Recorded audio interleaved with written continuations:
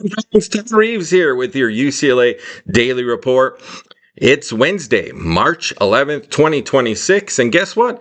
The Big Ten men's basketball tournament is underway in Chicago.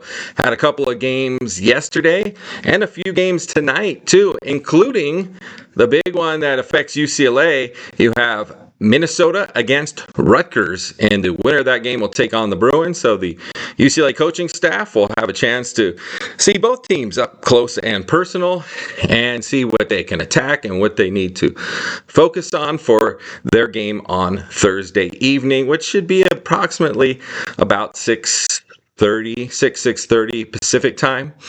So Bruins will be playing on Thursday night against the winner, as we said, of Minnesota and Rutgers, a game that Minnesota is favored to win, but we'll see what happens. We'll talk more about that tomorrow. Today, let's talk about the all-conference team. And the Big Ten does something kind of interesting. They actually have two different sets of all-conference teams, one by the coaches and one by the media. And guess what? Hot off the presses, or my printer, here are the teams right here. And UCLA, a little short on the accolades for both the coaches and the media.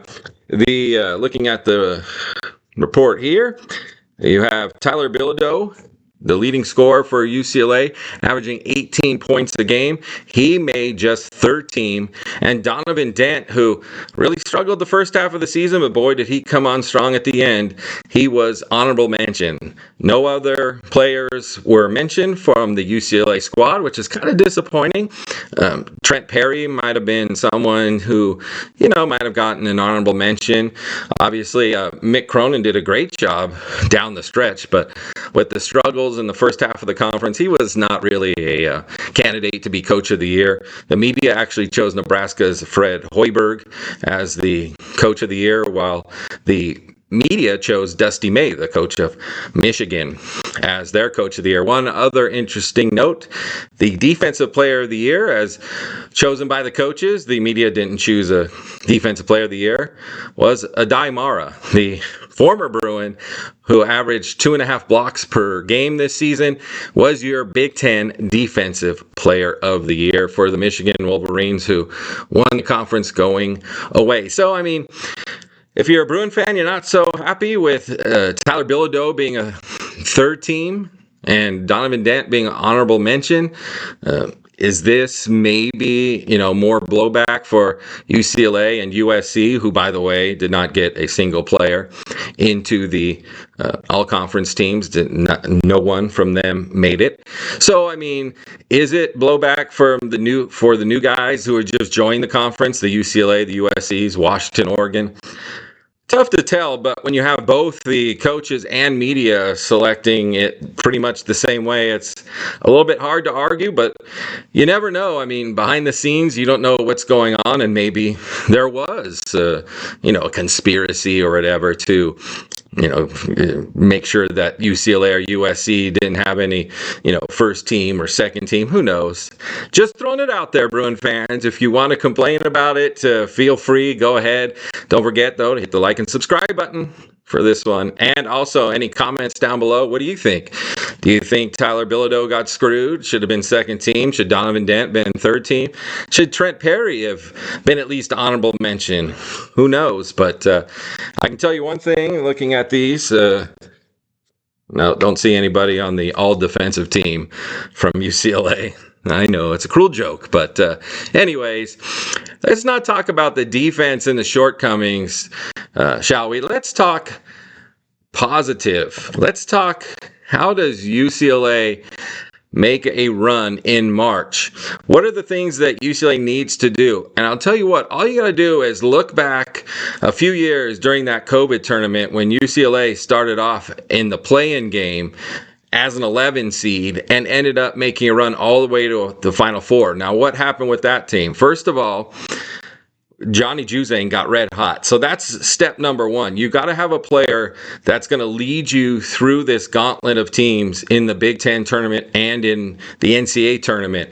Is that Tyler Bilodeau? I mean, he would be the number one suspect to go on a tear and also, get NBA scouts kind of noticing his game. Tyler Bilodeau can fill it up from both inside and outside. But the other thing he needs to do, he needs to rebound and play defense as well. Another one who could get hot and maybe lead them to the promised land is Donovan Dent. We mentioned it earlier. Dent, who had 25 points against USC. I'll tell you what, in my mind, he's the key player on this squad. When he's going, UCLA is really tough to stop offensively. This team can really shoot the ball, and when you have Dent slicing his way to the basket, dishing it to his teammates, finding guys for wide open outside three-pointers, I mean, Dent is the key to this. He's the gasoline that makes the engine run. So is it him? Maybe it's a Trent Perry. Maybe Trent can get hot from the outside, maybe take over a game or two and lead the Bruins to victory. But that's really going to be one of the keys. They have to find someone who is not only like unstoppable, but when a game is tight at the end, because UCLA is going to play tight games, there's just no doubt about it, that they go, hey, this is the guy we need to go to. He's got the hot hand. This is the guy we can depend on to get one of those big baskets, just like Johnny Juzang a few years ago.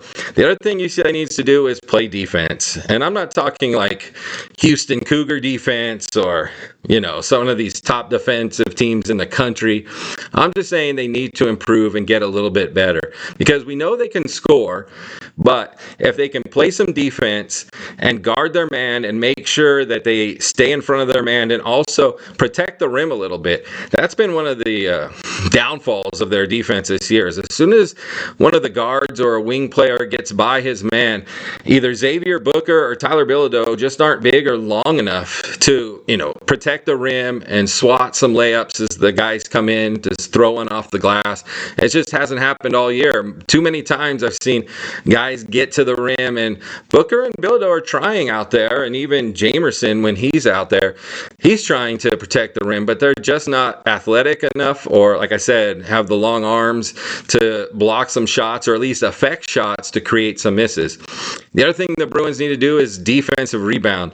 This has not been a good year rebounding for this Bruins squad. In fact, I read that this is the worst defensive rebounding squad ever for Mick Cronin at UCLA. And it's really, you got to go back to the Howland era for a team that has rebounded the ball this poorly on the defensive side. So defensive rebounding is going to be a key as well. And also, you can't go into shooting slumps. Like, UCLA depends on their offense. Like, they're not going to score 80 points a game, that's for sure. But you never know, like, who's going to lock down the other team's best player defensively. Who can do that?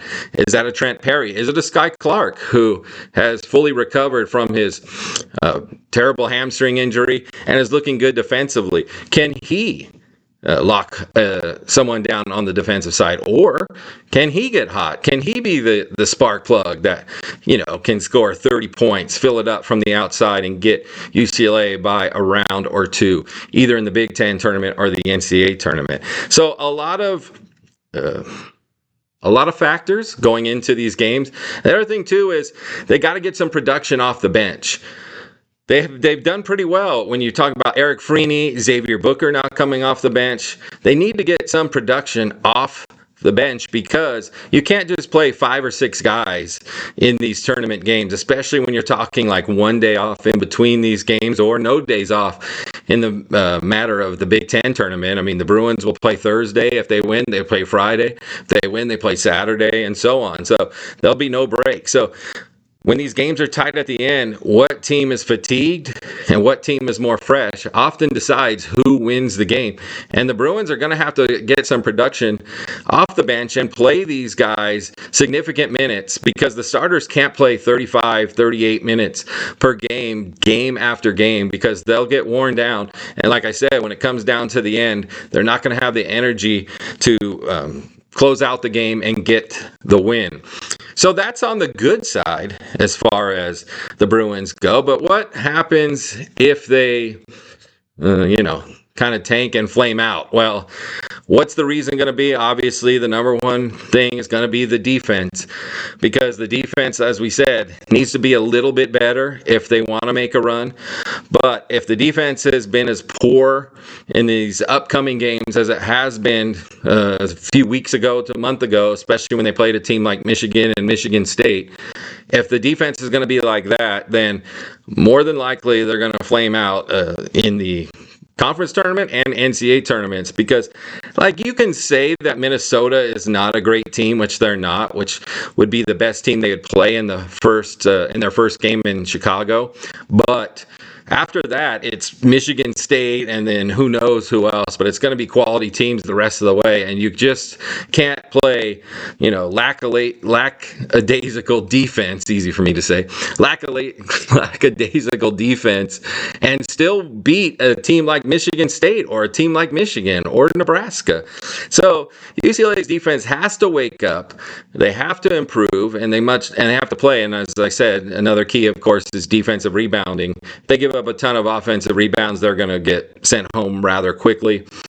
And also, they can't go into shooting slumps. Like, they're dependent on their defense. Their offense is the thing that makes this team as successful as they are. They're one of the top 3-point shooting teams in the country, percentage-wise. And if you have Donovan Dent creating and getting guys open, UCLA can knock them down. I mean, Mick Cronin has said this might be his best shooting team he's ever had.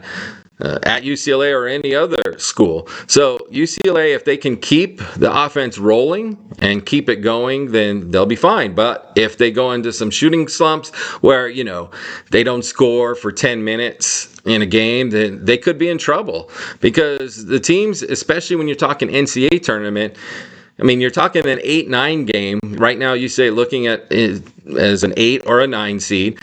That 8-9 game is going to be tough. The team they play is going to be really good, so they can't afford to go down into a slump, and next thing you know, the other team's on a 10-0 run or 14-2 run, and then the next game after that, if they happen to win that 8-9 contest, is going to be a 1 seed.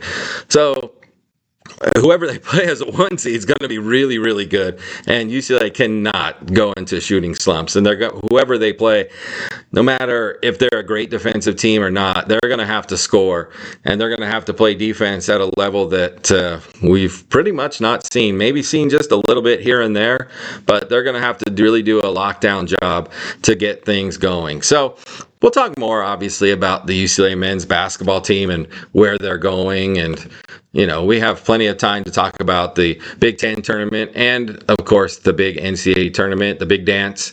That'll be going on the following week. So, we'll talk more UCLA men's basketball. But I want to finish up with the football team. And I saw an interesting interview on the On3 network. I have to shout them out and give them credit where it's due. They did an interview with head coach Bob Chesney, and the thing that kind of stood out to me was he was really, really impressed when he got on that first Zoom call with everyone from UCLA and who was on the call. He talked about, the big wigs, where it was Eric Kendricks, who was a NFL player, the Washington Commanders general manager, Bob Myers, who used to be the general manager of the Golden State Warriors, and how he was just so impressed with the passion that those guys had in their interview with Coach Chesney, and just, how Bob Chesney could see that UCLA is just a diamond in the rough. I mean, many people have said it, including I've heard many Bruin fans. It's Southern California. There's plenty of recruits in the area. The Rose Bowl is a great stadium to play in. UCLA has a pretty good tradition with NFL players, the Troy Aikmans, the Gaston Greens. I'm now dating myself, but even like Colton Miller from the Raiders was a UCLA Bruin, and he's been their starting left tackle for years. So there's Bruins all over the NFL, and they have a pretty strong tradition. But again, it all leads back to this is a sleeping giant, and I think Coach Bob Chesney sees that. He's, mentioned that he doesn't want to be the other school in town, that he wants to take UCLA to heights that they've never been to, and he wants to do it immediately. He doesn't want to wait around. So it's amazing how when UCLA and the administration, really puts their minds to something, UCLA can be very, very successful. Now, it won't be easy because UCLA football has long been the kind of the second child in the LA market to USC. Can they challenge USC?